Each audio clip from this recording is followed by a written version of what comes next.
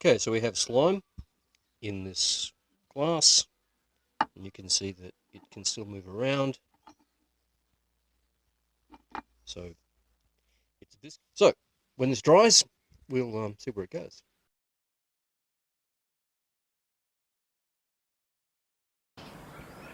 Okay, well, this is the slime after, like, a week of sitting around with a lid over it, just to make sure that it didn't, kind of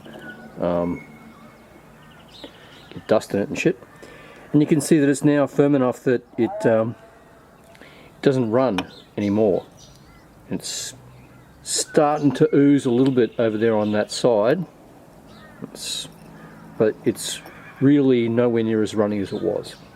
So that sort of suggests to me that that's only in a week. Now, it had a lid on it, like I said, but not a sealed lid.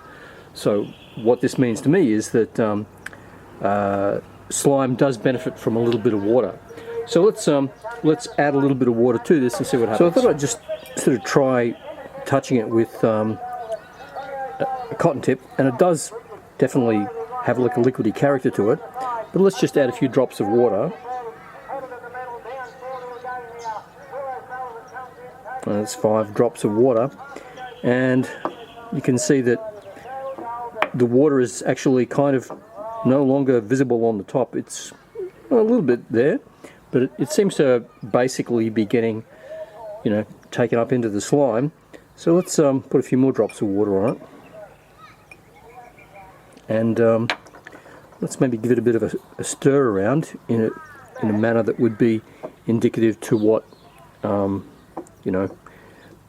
getting slopped around in your dryer would do.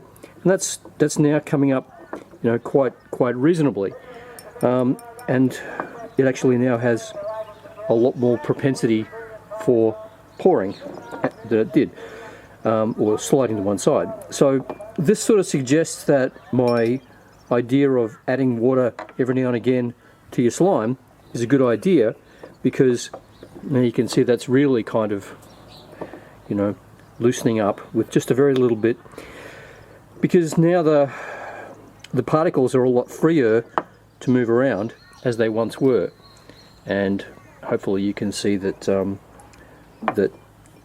that's actually a benefit.